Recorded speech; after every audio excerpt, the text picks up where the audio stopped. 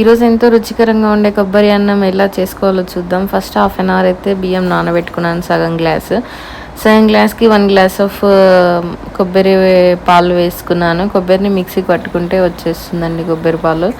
తర్వాత దాంట్లో కొద్దిగా ఆయిల్ వేసుకొని అన్నం అయితే రెడీ చేసుకున్నాను. తర్వాత మళ్ళీ ఒక బాండిలో ఆయిల్ వేసుకొని జీడిపప్పు, మినప్పప్పు, జీలకర్ర, ఆవాలు, కరివేపాకు, పచ్చిమిర్చి ఇలా వేసి వేయించుకోవాలి. కొబ్బరి పాలు అయితే ఎలా తీయాలి అంటే ఫస్ట్ కొబ్బరకు నీట్గా కట్ చేసుకొని మిక్సీ జార్లో వేసుకొని గ్రైండ్ చేసుకుంటూ కొద్దిగా వాటర్ వేసి మెత్త పేస్ట్ లాగా చేసుకోవాలి. తర్వాత దాన్ని ఏదైనా ఒక బట్టలో తీసి వడగట్టుకుంటే మనకు కొబ్బరి పాలు వచ్చేస్తాయండి, అంతే. ఇక్కడ నేనైతే బియ్యం హాఫ్ అన్ అవర్ ముందు అయితే నానబెట్టుకున్నాను.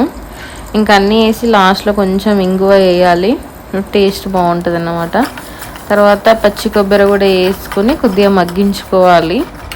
కొద్దిగా మగ్గిన తర్వాత రైస్ని యాడ్ చేసుకోవడం, అంతే అండి. ఇంకా సింపుల్గా మనం దేవునికి ప్రసాదం పెట్టడానికి కూడా బాగా ఉపయోగపడుతుంది అన్నమాట. చాలా మంచి రెసిపీ. ఇదే కొబ్బరి పాలతోటి ఇంకో టైప్లో కూడా కొబ్బరి అన్నం చేస్తారు, అది కూడా వీడియో తీసి పెడతాను. ఇంతే friends, please subscribe to our channel. Bye.